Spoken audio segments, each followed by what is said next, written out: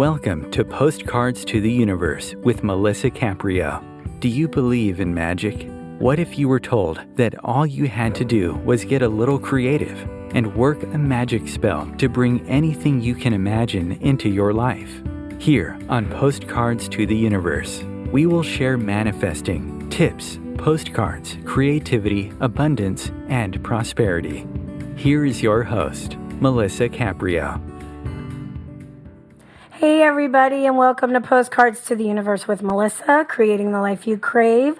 So if you guys can hear, I do have a touch of laryngitis, but let me tell you, it's so much better today than it was the last few days. I mean, yesterday I could barely talk at all, so hopefully I sound okay. I usually go into a lot in the beginning of my show, but today we're going to jump in really quick with my guest because of my voice, but I want to, share a little bit about me to my regulars. Thank you so much.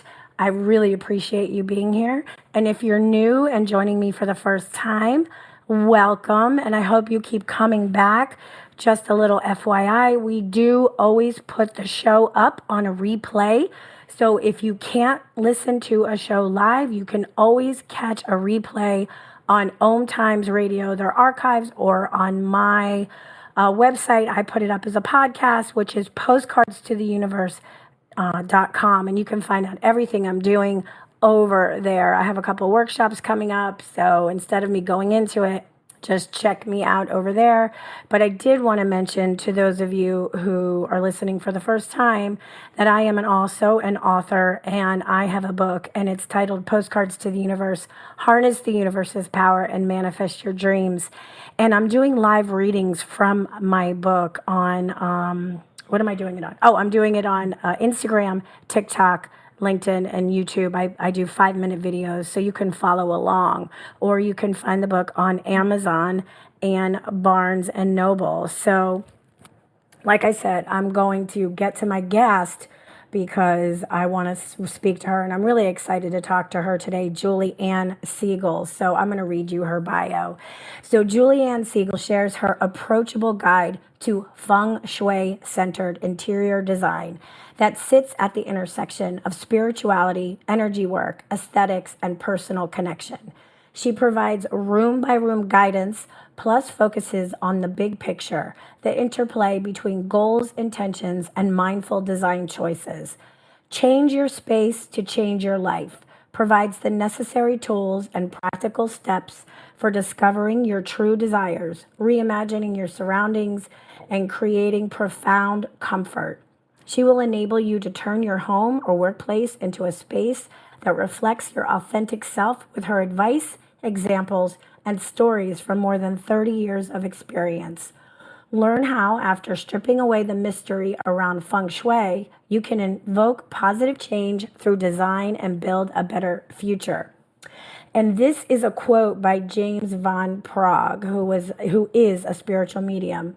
He says, "In Change Your Space to Change Your Life, Julie gives a very practical approach in mixing known ancient tools together with a crisp designer's wisdom, and instructs how you can enhance your life by altering your personal environment and, in turn, creating the greatest life you ever dreamed possible." That is a really wonderful quote about Julie's work. So if you want to know more about her, you can go to her website, and I'm going to spell it out for you. It's metrointeriors.com. That's Metro, METRO, Interiors, INTERIORS.com. Welcome, Julie. How are you? Thank you, Melissa. Good. Thank you for having me here. Very happy to be here. I'm so excited to talk to you. So do you prefer to be called Julie or Julianne? I usually go by Julianne. Okay, good to know. So people call me both. If you can call me Julie, it's going to be okay too.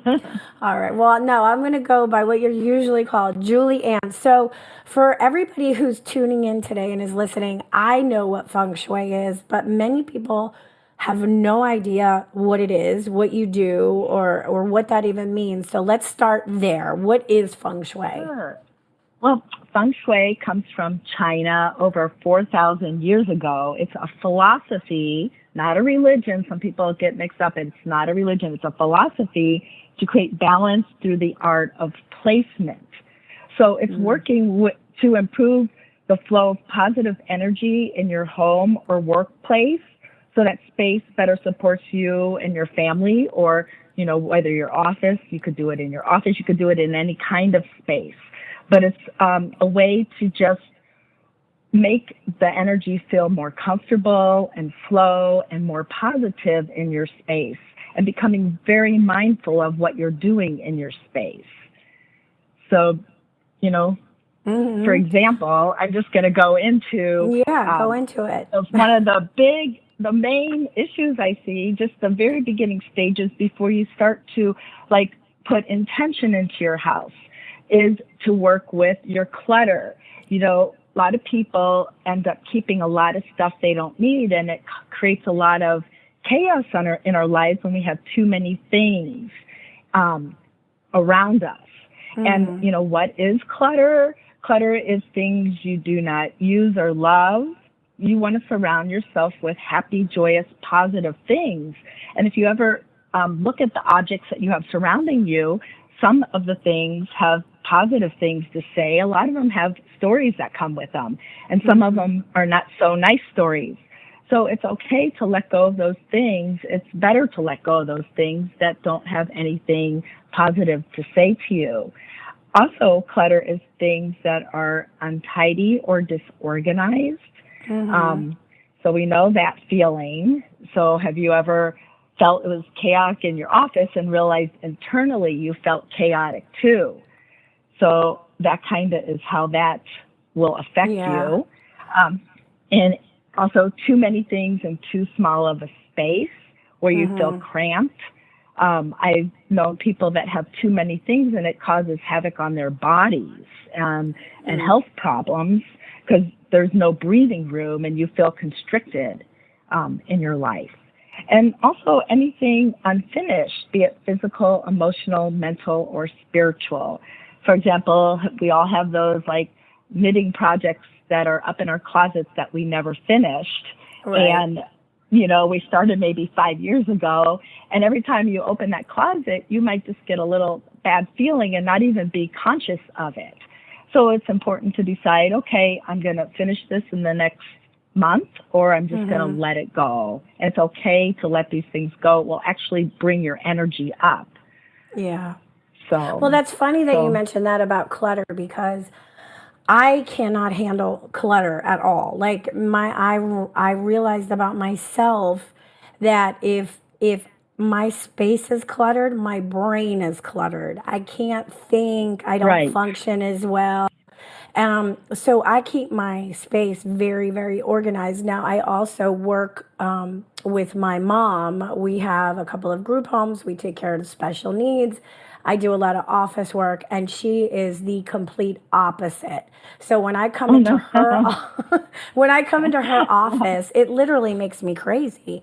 And it's so funny because my mom has attention deficit disorder. So it's not surprising to me that, you know, because she's on a million thoughts at once, and it shows when you walk in her office. I'm like, oh my God, Mom, you know, I don't know how people can function in clutter. And it's interesting. I don't understand that either. I'm very much like you. Like I always, you know, have to have everything in good working order and let go and not have too many things. And it also looks more beautiful when you keep a little more minimalist. It doesn't have to be so minimalist that there's nothing there, but you know what I mean? It just feels so much better. So clutter, you know, and it's interesting. This is something new I learned this year, or maybe it was last year. I found out that I had ADHD. And I thought I knew people that have had that and were a mess. Like their spaces were a mess. And my doctor said, well, maybe I'm so much like this because I knew what to do to help myself. Like that's the only way I can adjust the space to help me to be able to function in this world in a positive way. And I really think that's what I Right. did is, and I've been doing Feng Shui without knowing it from a very young age. So, Well, you started just, out, you're an interior designer, right? That's your background? yes, I'm an interior designer. So I just have to say that, first of all, when I was a kid, I spent so much time laying in my room, wondering what would make it feel good. So in Feng Shui, you can be interior design and make it look good, but I was thinking what would make it feel good. And I also spent a lot of time decluttering, organizing. Like I would know if someone moved something 1 inch in my room. It was kind of crazy. Right. I was a little nuts. I'd calm down. After having 4 kids, I had to relax a little bit. Yeah. But I I would move the furniture in my room until it felt right.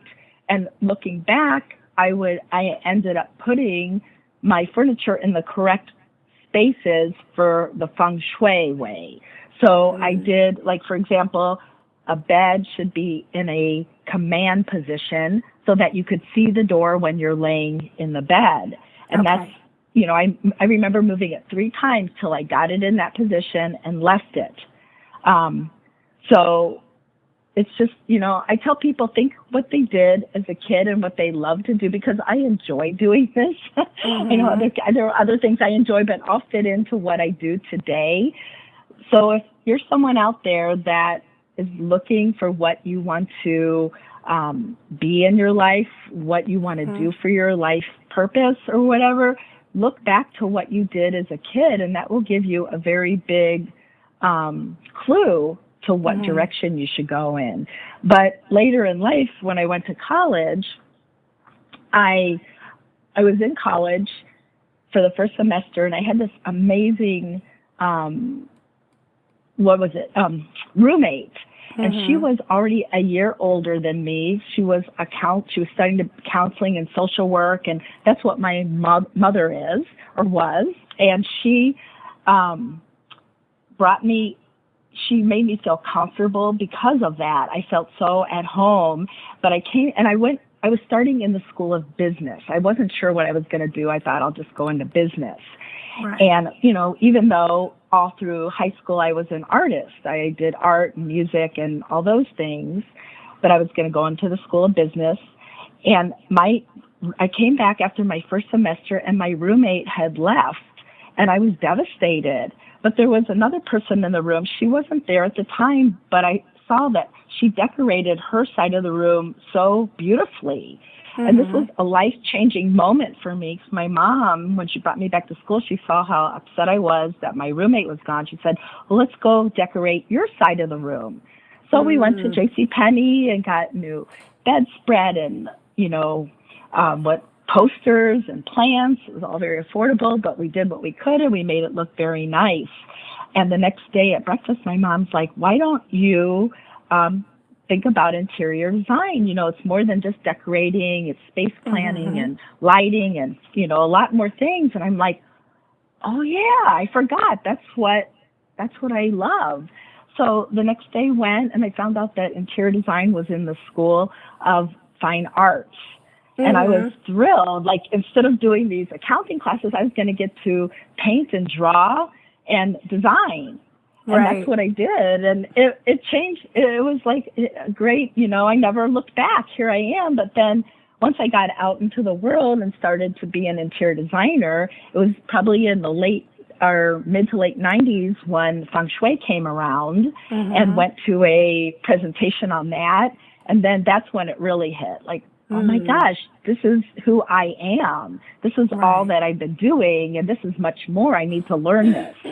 So that's where I got connected. I went to Feng Shui school actually at the beginning for myself. I was going through a difficult time in my life, and I wanted to help myself. But upon getting my certification in Feng Shui, it was so natural to just combine it with interior design. Yeah, well, it makes so much sense. It makes so much sense because if you're already coming in with a client and you're designing a space for them to utilize the principles of Feng Shui. So why don't you share what are the principles of Feng Shui for people who are like, well, what are you talking about? Like energy, you know. I mean, a lot of my listeners know already about energy because of the guests that I have on. Right. But like, you know, some people are like, what are they talking about? There's 5 really good principles that I could talk to you about. Yeah. So the first one, everything is energy and everything is connected.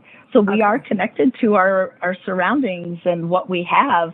Even if we have them, you know, our items or things stored in closets or storage rooms or whatever, that doesn't, you know, negate them. They're still part of you. You know, you have to totally let them go to let go. But everything is energy and everything is connected. And your space is a reflection of your life. Right. So therefore, you can change your space to change your life. So if your external environment is not in sync with who you are, if it's unbalanced or cluttered, it can cause a lot of havoc in your life. So you really need to, in Feng Shui, we think about, you know, who we want to be. I always ask people, does your home reflect who you are, who you want to become, you know, or are you living in the past? And those are really good questions to see if your environment is reflecting who you are and who you want to become. So we worked on that. And then space should be organized in nature, meaning it should flow. And I bring into the book Biophilic Design, really bringing nature. That's just bringing nature into your space and how positive, there's a lot of positive outcomes and to help you to bring nature into your space. But another principle is one thing I was talking about, clutter causes confusion. It actually causes a lot more, so we want to always keep decluttered, because just a few other things that clutter does, it keeps you in the past, as I said. It can cause anxiety. I think you said that, nervousness. Makes you procrastinate, and could actually make you feel ashamed and put your life on hold so that you're not maybe inviting people over and socializing as much. It's even like a fire hazard, and could cost you financially, because a lot of times you can't find what you're looking for, so you just go out and buy more of the same thing. More of the same, yeah, that's true. It's true. So exactly. So your desires also allow your intentions to come forth. So it's important to know what it is that you want. And one thing we work with when we do Feng Shui is called the Feng Shui bagua. So the bagua is a tool, our map that you lay over the blueprint of your space. It's a grid that we did not divide into 9 equal spaces over your floor plan. And each area corresponds to a specific area of your life. So are you familiar with the bagua? I am. Yes, I am. Yeah. And I do my vision board based off of the bagua. So yes, I am familiar. Personally, I am familiar with it, yes. With it. That's a fun way to do it. I do teach vision board classes too, so I love doing that. And we'll be having one early in the year online. Oh, so nice. Watch for that. Okay. Yeah. So you divide it into 9 equal areas, and this is what my chapter 8 is about, in Change Your Space to Change Your Life. So you have all the graphs and everything to help you to do this, because if every home was perfectly square, rectangular, it would be easy to do. Sure. But a lot of times, you know, the bagua map, there's areas of your home that will extend past the bagua map, and you need to learn how to deal with those. Right. But each of these 9 areas, like I said, represents a different area of your life. For example, one is abundance and prosperity. Another area would be fame and reputation. One's love and relationships, or a marriage partnership. But I'm just going to give you an example how to use it. I hope this helps to understand. Say a lot of people want more money, right? Isn't that something others want? So you would want to activate, I would say, find the abundance and prosperity area of your home and activate it. So each area corresponds to a color and an element. And Okay. that's one way you can start. So the color of abundance and prosperity is purple, and the element is wood. So you can place something purple in that area. So the abundance and prosperity is always in the far left corner of your home. You can also, not to confuse you, but you can lay it over each area, each room in your home too, yeah. and layer things. But to keep it simple, let's just visualize a main floor plan of a home, and you can lay it over that. So the far left area, back area of your home, you would find the abundance and prosperity area. Now, if it's cluttered, if you're having financial troubles and you find that that's cluttered, that's a sign that maybe your finances is cluttered or stuck. You're stuck in that area. So first thing you want to do is declutter. And then you can add maybe the color purple. Maybe it's with a purple piece of artwork that has a lot of purple in it. Maybe you decide to paint that area purple if it makes sense. You don't have to. Right. Or a purple sculpture. So you place that with the intention, after you declutter, and place this with the intention to bring in more, to have better finances or bring in more money. Abundance could mean a lot of things. You might want to be calling in more friends, whatever it is that you want. It doesn't have to be money. Then the element is wood, and we work with different elements. There's 5 elements, wood, earth, water, fire, and metal. And if you were to bring in a wood element, you can actually bring a piece of furniture that's wood. Maybe there's a wood floor that you just put the intention into. Wood is also associated with the colors green and blue. So you can also use those colors instead with paint or art. Or it could be a beautiful piece of art of a forest with a lot of trees. I see. To do that. Right. So you don't have to think like, my color scheme is all neutrals. I don't really want to paint that. I want to bring in more abundance, but I don't want to paint that room purple or blue. Right. There's other things you can do. And when you say the far left, you mean when you walk into your front door, the furthest left. Thank you for clarifying that. Thank you. Yes, so the bagua in the type of Feng Shui I do is always set up from the bottom of it is at the front door. Is at the front door. So you'll have, you'll have to look at, you could Google bagua maps, BAGUA. You can get my book in chapter 8. It's going to show you exactly what area corresponds to what. So you can see that. So interesting. I wish I could have a visual for you right now. You could do each individual room, like, so for people who want to bring romance into their life, could go from the door of their bedroom, looking into their bedroom, to the romance area, which I don't remember. Is that the far left? I mean, when you're far right? The far right. Yeah, is romance. The far right relationships, is right? Relationship, and it's basically to do with either a marriage or a business partnership. Okay. That area, and so if your master bedroom is in that area, or that's where your bedroom is, that's always a good sign for romance.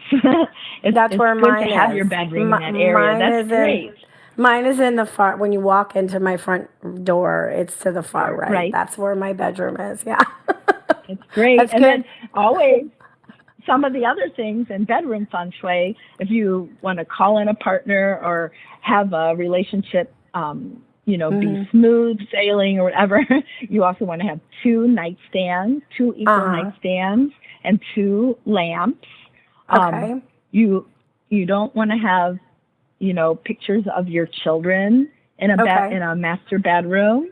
It should be a more, safe haven for a love relationship. You can have a picture of you and your spouse or significant other in there, which is good to have.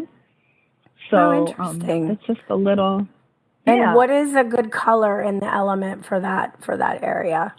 The color is pink. Okay. You can use pink, but the element is earth. Okay. So that would also be earth tones. Or rocks, a beautiful, big geode or rock for there. A big piece of rose quartz would be nice. That's what I have in my bedroom, the rose quartz, because it's an earth element, but it's also pink. Yeah, I have one in mine too. So funny. I have one that's shaped like a heart, and I keep it in my bedroom. Right. That's so interesting. Nice. That's so funny. Well, it's fun to do it too, and just kind of think about it and design the spaces in your house. To just make the energy flow, better, because we know everything is energy, right? So we want our energy to flow.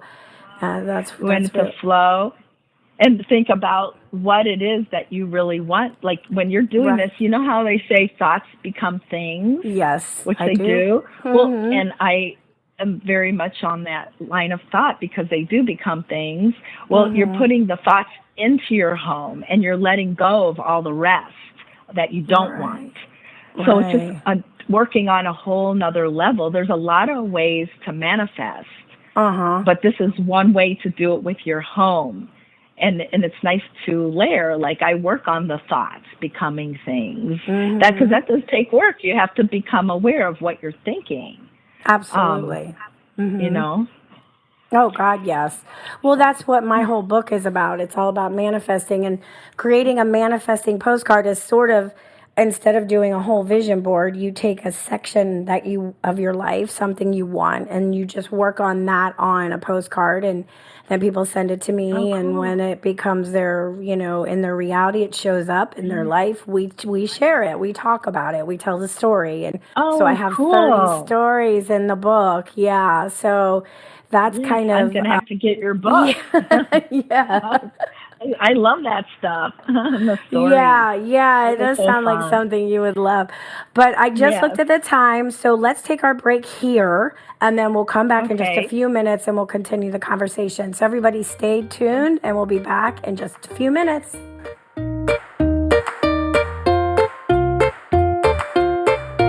Conscious media for conscious minds. Om Times. Host your show on IOM FM, the radio network of Om Times Media, one of the more recognized brand names in the conscious community, and is backed by the extensive marketing reach of Om Times. Hosting a show on IOM FM immediately connects you with our extensive dedicated community. Everyone has a story. I have a story. You have a story. We all have a story. As I see it, you have 3 choices. Allow your story to define you, use it to excuse you, or utilize it as a method to empower you. It's your life. You have the power. You choose. Rewrite your story on finduniquelyu.com. Imagine yourself being transported to India, to the banks of the Ganga and an ashram in Rishikesh. Visualize that you are welcome to satsang with an American sannyasi who shares the wisdom of her guru. Your visualization has manifested. Join Sattvi Bhagawati Saraswati for inspiration and transformation every Thursday at 11 a.m. Eastern on Om Times Radio. Ascending Hearts is no ordinary dating site, but a spiritual dating site with a purpose, to link you with your soulmate. We engineer the serendipity so you can trust that you will attune with someone that has the same matching vibration as you.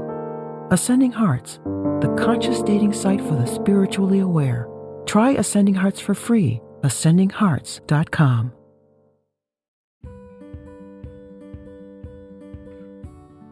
Hi, I'm Melissa Caprio from Postcards to the Universe, creating the life you crave. Do you believe in magic? What if I told you all you had to do was get a little creative and work a dream spell to bring anything you can imagine into your life? Well, guess what? I've got the spell for you. Postcards to the Universe, a global movement for manifestation, is a casting magical tool for you to use whenever you want.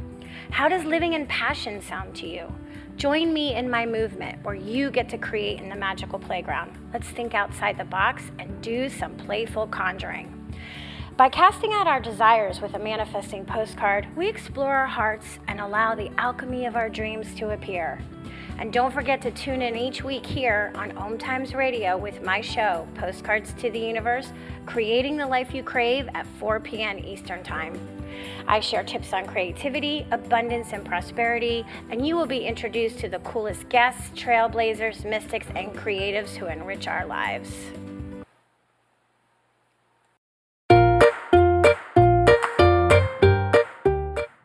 Hi, and welcome back. If you're just joining me, I have Julianne Segal with me today, and she is a Feng Shui-centered interior designer. And we're talking a lot about Feng Shuiing our space, and a lot from her book, which is called Change Your Space to Change Your Life. It's really interesting. This stuff's like, I love this stuff. It so fascinates me. So I wanted to ask you something, and I had this thought when you were talking about thinking of creating our space for what we want, right? What we want to bring in. And you said sometimes we hold on to things that are clutter from the past.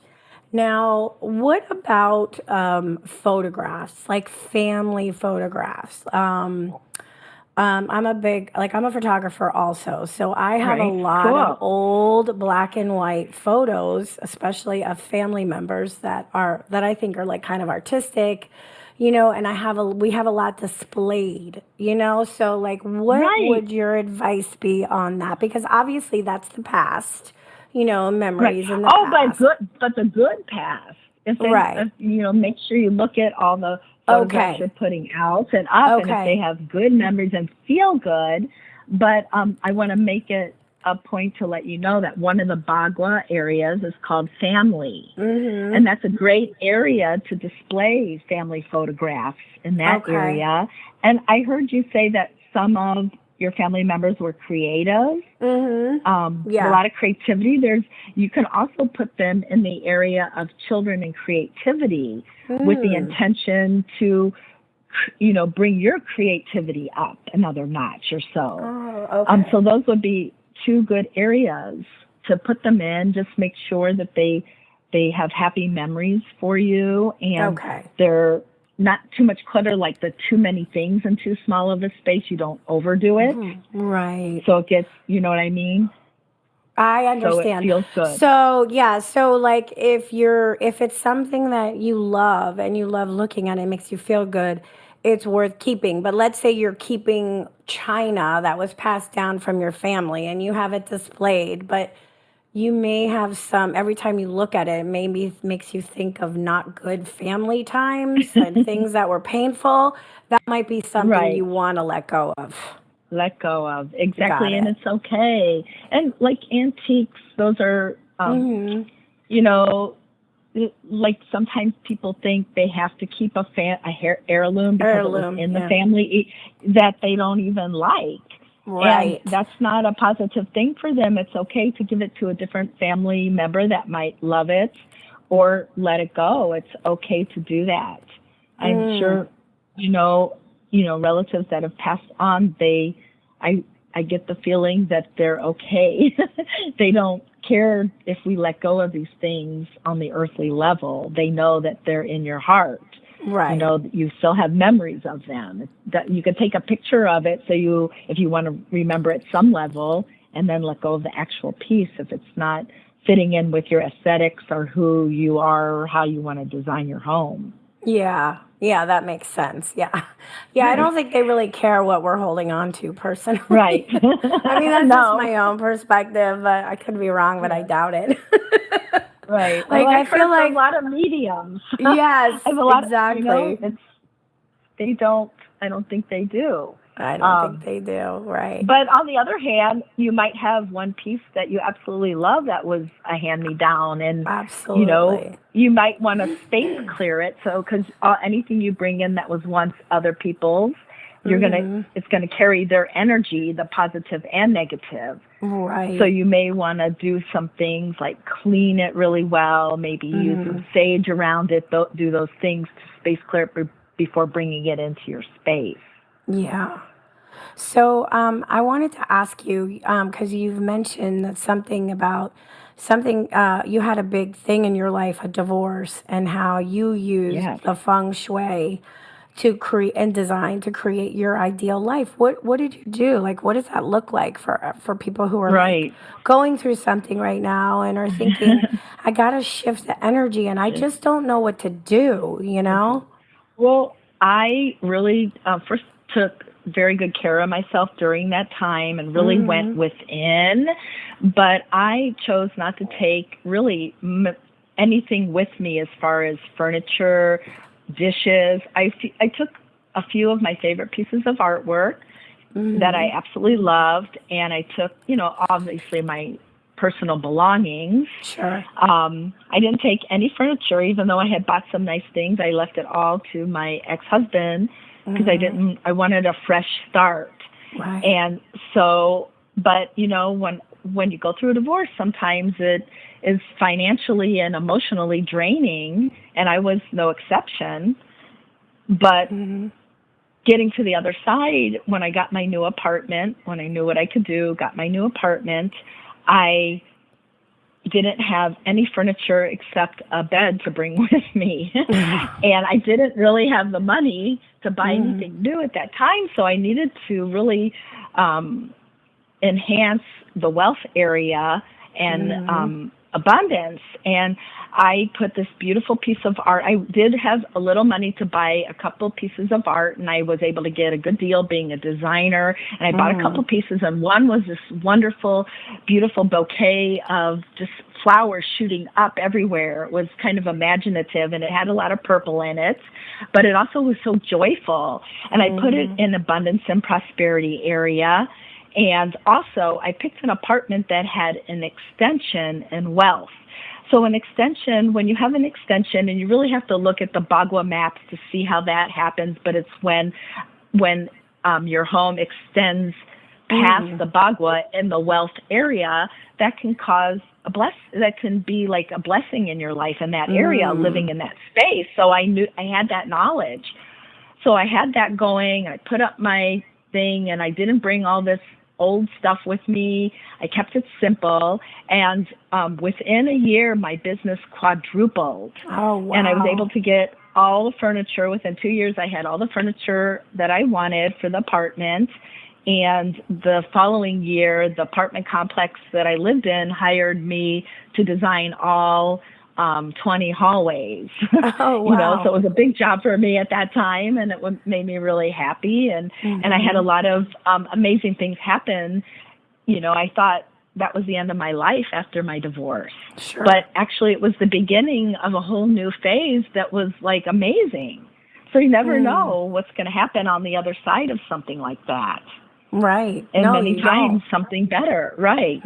Yeah, that's so true. So that's, yeah. Oh, okay. That's really, really interesting. So anybody who's going through a divorce that is starting over, make sure you read her book or reach out because you may have some wonderful tips, because people who are going through a divorce, the stress of it and the pain of it. And it's good because most people are fighting over, this is mine. No, this is mine. And you're saying, no, let it go. Start over, right? Yeah, that's a good way to look at it. I wanted to start over. I didn't, And I just trusted, and I did what I needed to do, and I took inspired action.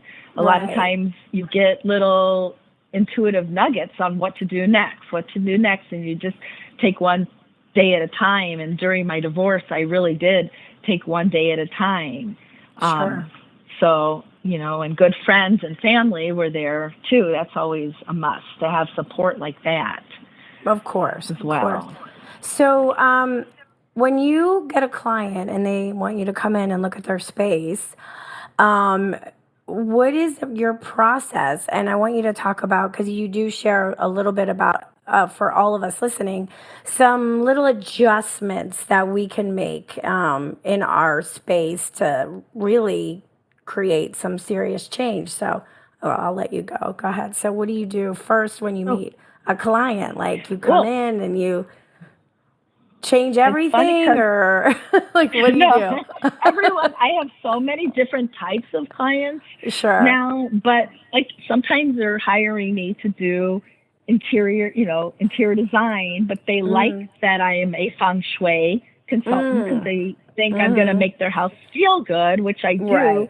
but Of then course. they don't necessarily want to go deep into it, like Okay. with the bagua and stuff.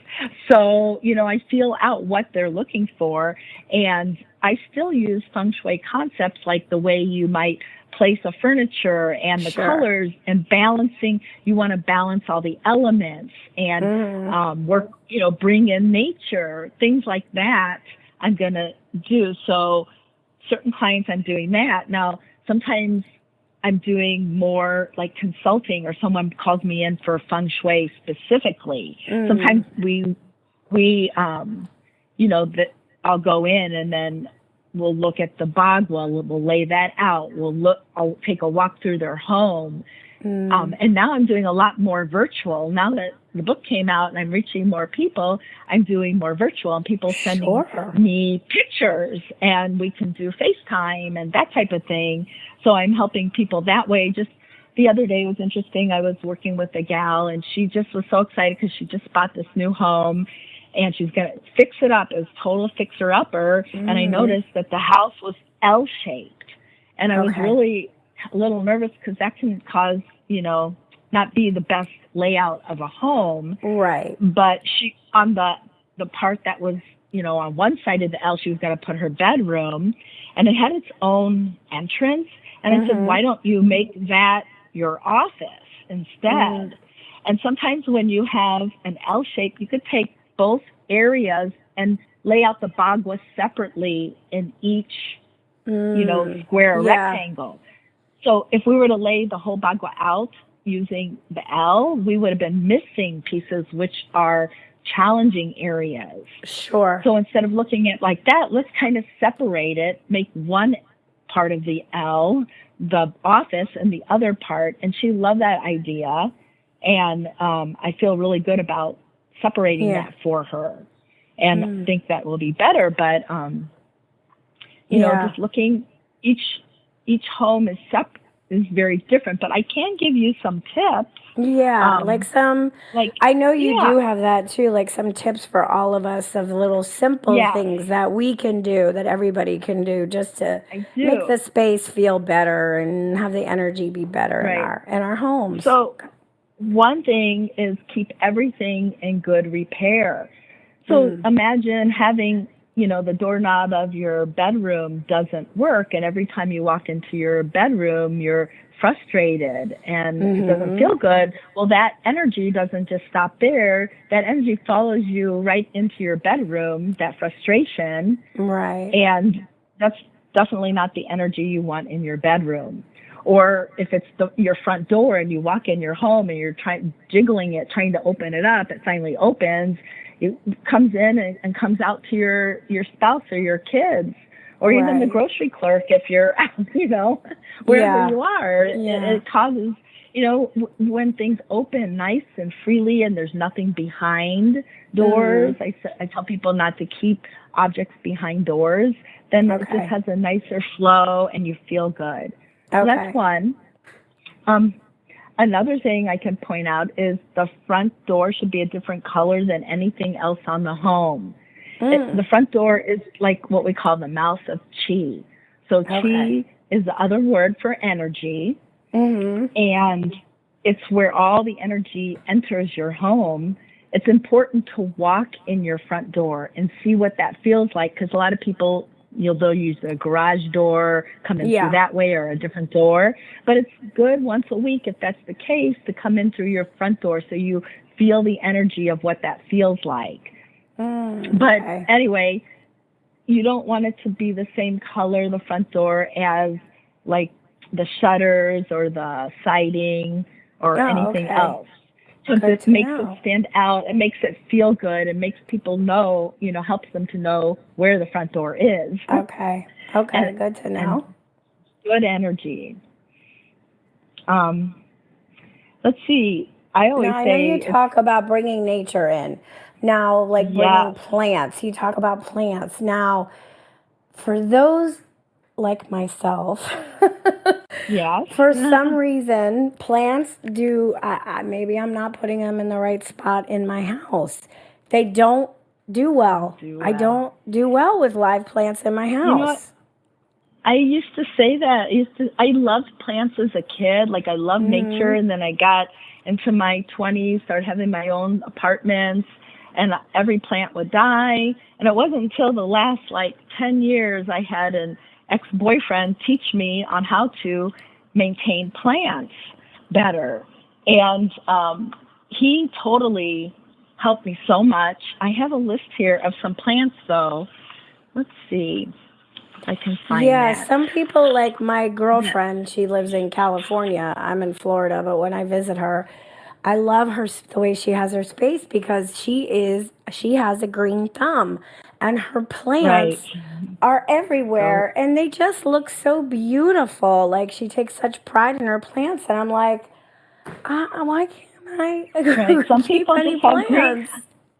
Some people have green thumbs, but I did learn from this boyfriend on not to overwater, where to water, where to put them, buying those lamps that add extra light, for plants. But I'm going to give you a few low maintenance plants. That are harder. Where should we kill. put plants for the best energy in our home? Where's a good placement for plants according to the bagua? That's hard. I think that according to the bagua, you could put plants in the family area because plants, the element is wood, and plants are a wood element. Or you could also put them in abundance and prosperity. Those two areas are two of the best areas because it's about growth, both of those. But also, I want to give you some low maintenance plants. Just a few would be Chinese evergreen. I have a ZZ plant, as it's called, and it does really well. Aloe, bamboo, even jade if you don't overwater it. Maidenhair, and ferns. And in Feng Shui, we never want to use really much dried plants or dried flowers because it's dead energy. I was going to ask you about that because that's very stylish, and then a lot of people have fake plants. What about fake dead energy? You can do, nope, not if they're high quality latex or silk. They almost look real. And I have a combination of both in my house because I really love that feel, but I don't want to take care of a million plants, although I love them so much. And the faux ones can be amazing with the right latex and silk pieces, and when they're designed properly too. Especially for those who are listening who have animals that eat and kill all their plants. Exactly. You can still get a nice feel adding something like that. Now, the one good thing about real plants is they do clean the air for you. Yes, I do know that. So that's a positive thing, but there's, different reasons to use plants too. That's so funny that you said aloe because I have an aloe plant outside on my patio and I've had it for 10 years and I do nothing. And it's the only thing that's ever lived. And I live in Florida, so it gets a lot of sun and rain, so I really don't have to. But it just is so funny because I don't even barely touch it, and it's the only thing that thrives. Your one plant. We'll try some of these others now. Maybe you'll believe me. Oh, my one plant. So what is a reinforcement or an adjustment mean in Feng Shui? Yeah.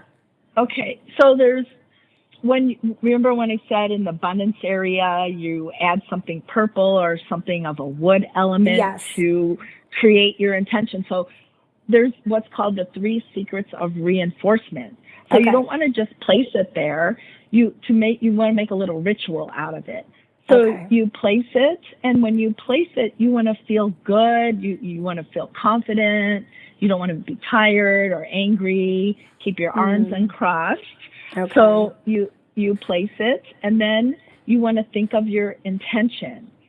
why you're placing it there, what you want to have happen in your life. And you need to imagine and feel as if your intention has already happened. You know, that's basic manifestation. So with your thoughts there. And then what we say in Feng Shui is a little Sanskrit phrase, and it's Om Mani Padme Hum.